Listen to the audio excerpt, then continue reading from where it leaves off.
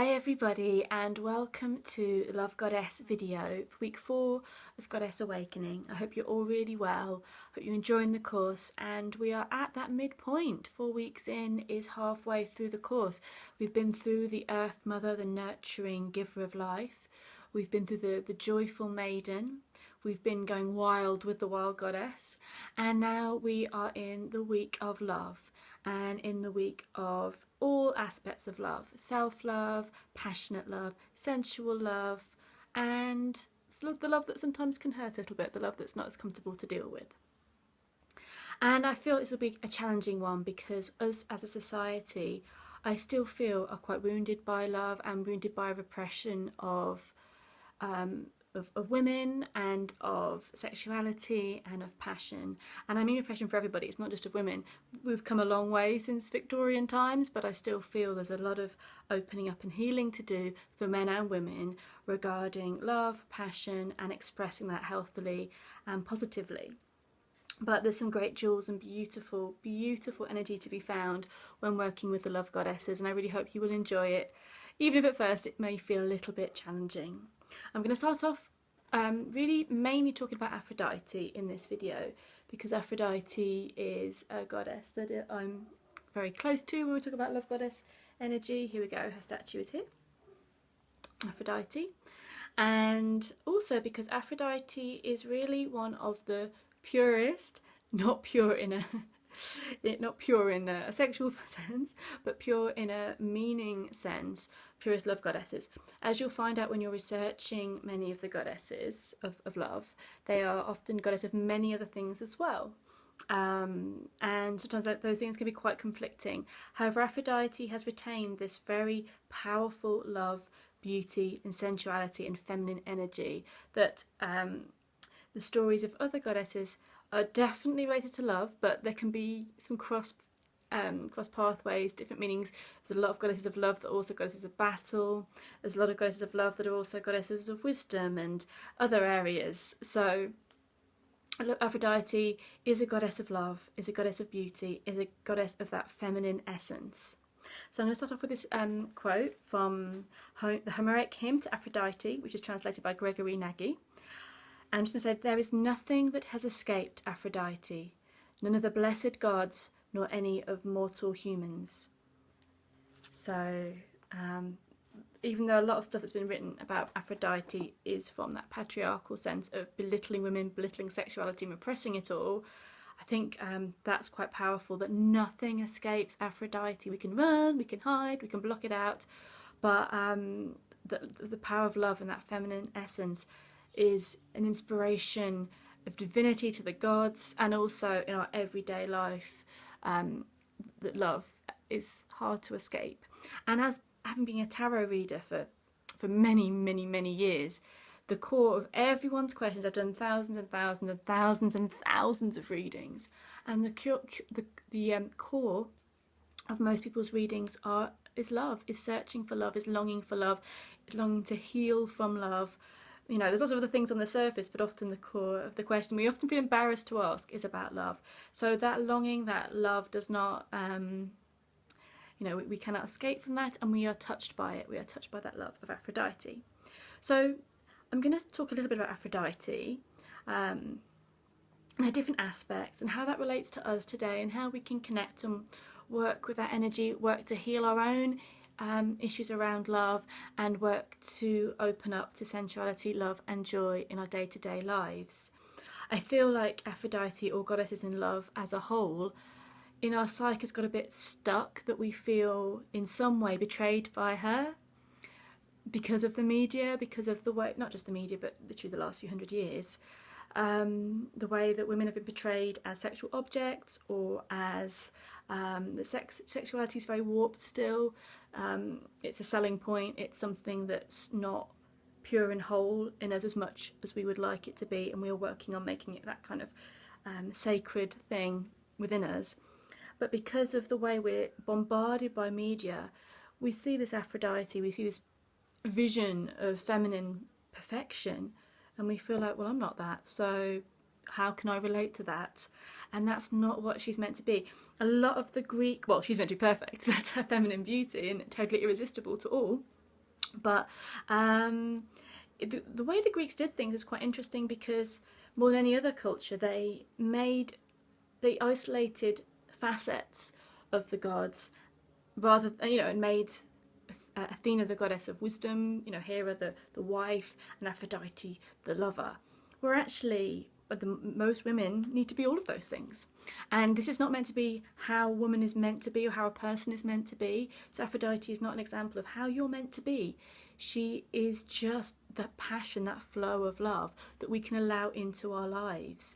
And no matter if we are typically traditionally beautiful, or traditionally media wise maybe we're not as beautiful, yet we can channel and call in the love goddesses, and channel and call in Aphrodite. And man, I don't think there's going to be anyone that's going to be able to resist that power, because it's not about this as such, it's about what flows through us, and that energy. And the energy of Aphrodite is that passion, is that love. We've all fallen in love, we've all been seduced or seduced somebody else, or enchanted or been enchanted by somebody else. And guess what? It's been going on for many, many, many thousands of years. We wouldn't be here if it wasn't for the force of Aphrodite, if it wasn't for the force of love and enchantment and passion, and love in all the ways. And if it's ended in absolute tears and heartbreak, or if it's ended in happy ever after, we've all been part of that stream of flow of love. And Aphrodite's love affairs, you know what, they didn't all end up happy. She wasn't blessed with, okay, I'm so beautiful, everything's going to be amazing for me. But let's go back to the start. Let's go back to Aphrodite's origins. Her origins are oriental, her origins are in the Middle East. She is Inanna at first, and Ishtar. Now, Inanna and Ishtar are not, well, they are goddesses. Their powers encompass love, and for sure they are lustful and passionate goddesses, but they were goddesses of war, goddesses of battle, goddesses of the earth, of the underworld, of women, of all aspects. So you will see a lot of goddesses of love which have the war aspect too, which we may talk about later, or in other weeks, maybe in the Warrior Goddess week next week. But yeah, they're not specifically goddesses of love, though love is definitely, and the life force of love and passion is definitely one of their strong aspects. And you'll see this with most goddesses you research about love. Love alone is not often their forte. They have the flip side of the coin as well, because of course love isn't always pretty. Love has its shadow side, and so we have all aspects of that covered. And Inanna and Ishtar had their seasonally dying lover, so you have the cycle of the earth and the gods that seasonally died. We have that as well in Celtic lore, in Lammas, at Lughnasadh, the god sacrificed himself for the harvest. So you have these seasonally dying lovers and being reborn. When is that? Maybe at Yule. the sun gods as well. So we have this sense of seasonally dying, seasonally being reborn gods that goes through all out the globe. So Inanna and Ishtar had their seasonally dying and reborn lovers. You also had, this travelled and became Astarte. So Astarte is also one of the goddesses of the Orient, goddess of the seafaring people. And it's very likely that Astarte became Aphrodite through pronunciation issues.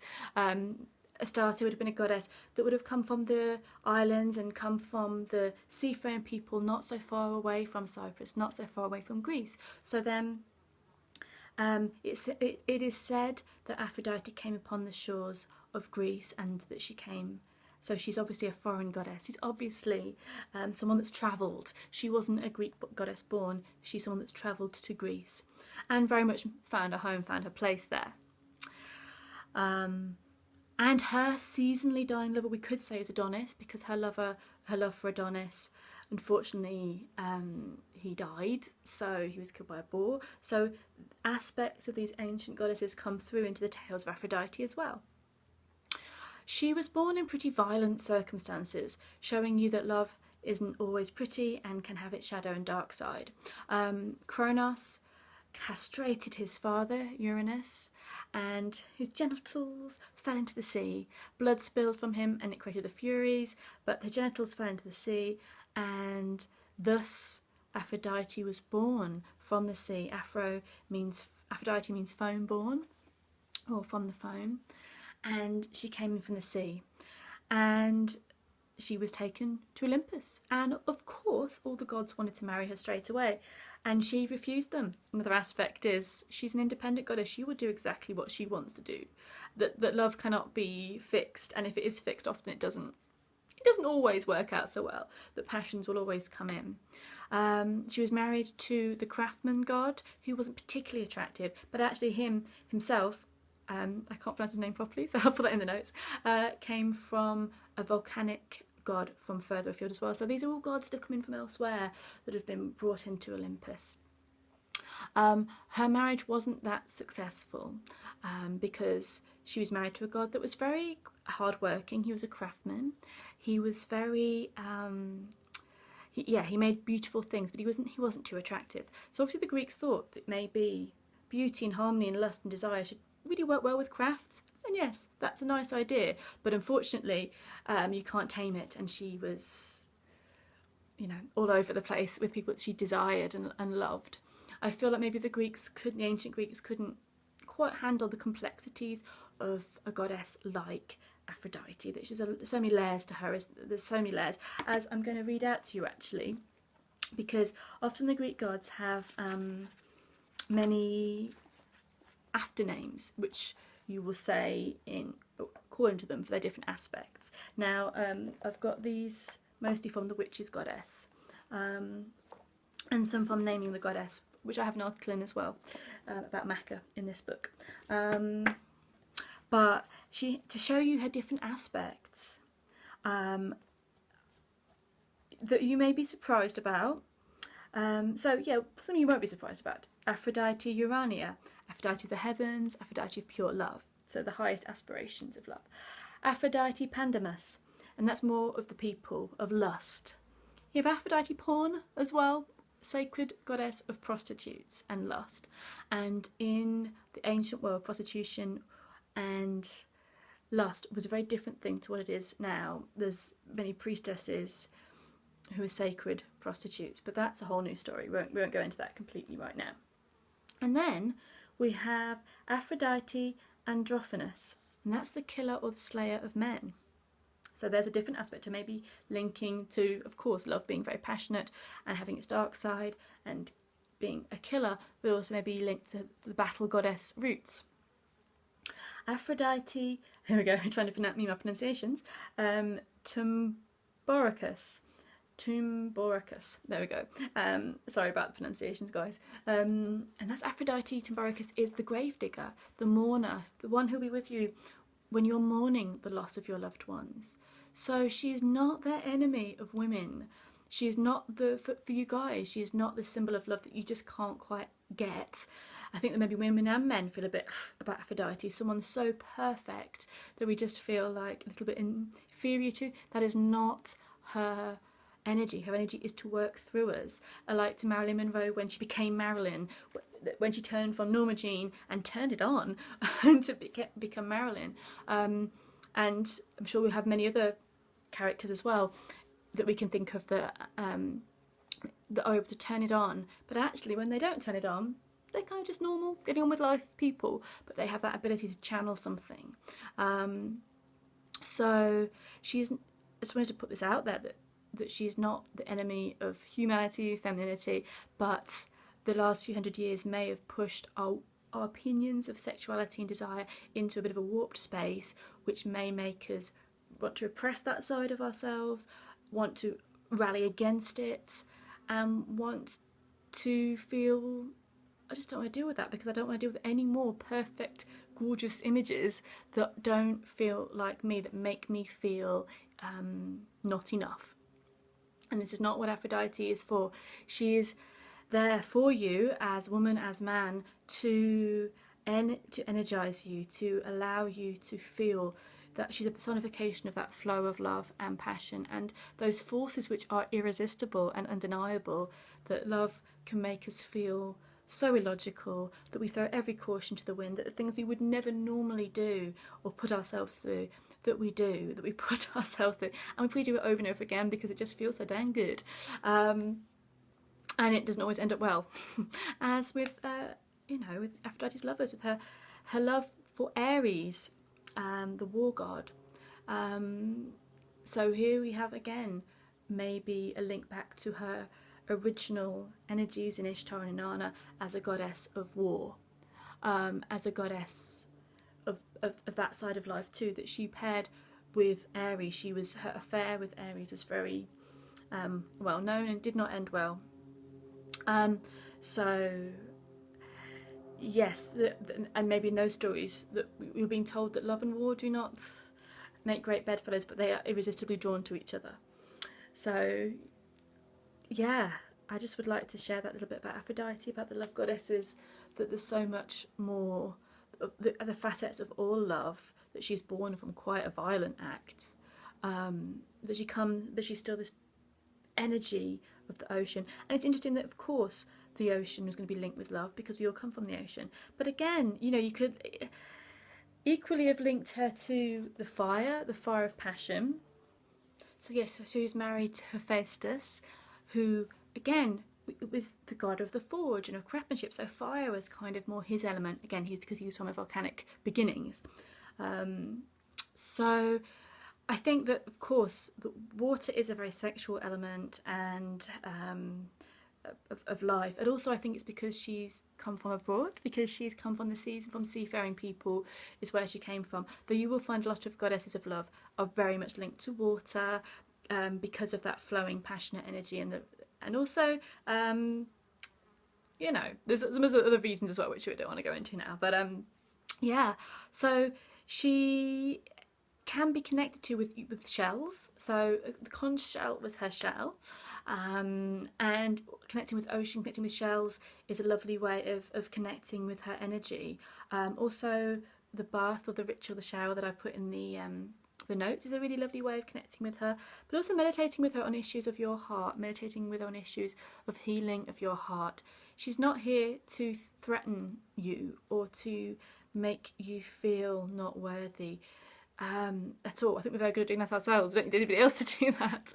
She's here to inspire that force of love within us, that wave, that passion that's been flowing through us for thousands and thousands of years, that we have repressed over the last few hundred years, and we are reopening that ancient wound and we are healing it. And Aphrodite would like to help us do that so that we can flow our love in a more powerful and passionate way. So all acts of love this week are her beauty and her glory, from self-love, which is the big one. So, you know, in the work, the homework, the self-love work, the mirror work, the writing the beautiful thing about yourself. Please do that, and even if it's challenging, please just spend every day, look in the mirror, tell yourself you love you, tell yourself something really beautiful about yourself, powerful about yourself. And this is definitely for men as well. I'm not saying it's just a female thing. And it's hard for us to do, to look into our eyes and say it, but notice the beauty, notice the good things, don't criticise, and write those nice things down as if you were writing to a lover, as if you were writing something you really felt for, passionate for, and put it on your altar, or you can even put it in your journal if you prefer. It's one thing a day this week of the next 7 days. And allow this to be a healing process for you, a healing journey for you, whether you are in a long-term relationship and this is about you and your connection to yourself and to your partner, or whether you are on your own and are healing some stuff within you, or just getting to be in a really amazing place within yourself. Whatever journey, whatever stage of the journey you're on, love-wise, Aphrodite will, and no, it's not just Aphrodite, it's all the love goddesses, okay? They will work with you. You'll notice with other goddesses that sometimes they've been put into the category of love because that's what women were supposed to do. Like with Freya, even though she enjoys it, I think, she's quite a passionate lass, there is no real, thanks to Lady of the Labyrinth, a great YouTube channel, she's studied the Poetic Edda over and over, and she's a total expert in all things Norse and all the myths. She says there's nothing anywhere that really states that Freya's a goddess of love, or in fact that she's even beautiful. It's something we've put upon these feisty goddesses because possibly we couldn't contain them or understand their complexities, so we've made them a love goddess. So you'll find with some goddesses that you connect with that they are not just love goddesses, and they have so many other aspects that come in too. Though please work with any love goddess or connect and research with any goddess that you feel drawn to. There's a huge list in the notes, and also you may find other goddesses are coming towards you as well. In Norse myth again, Frigg is more of the love goddess because she is the marriage, the wife of Odin. And it's seen in modern times that Freya is more the single, flirtatious, desirous lass, whereas Frigg's more the wifely lover. And research all the goddesses. You'll find that most goddesses, I mean, all goddesses are goddesses of love because love is a universal force.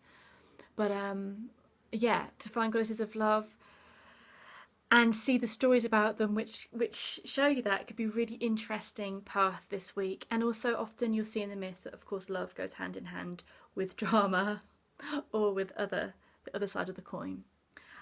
So yes, do the research of the love goddesses and do the self-love work and the treating yourself this week. Treating yourself to your favourite food, to the nice bath. Make sure that you treat yourself at least 3 times this week to something that doesn't have to be expensive, doesn't have to cost anything. It could be time, the luxury of time for yourself this week. And yeah, I really hope that this process is healing and inspiring and passionate for you, and that you enjoy your week with the Love Goddess. Take care, see you all really soon. Lots of love.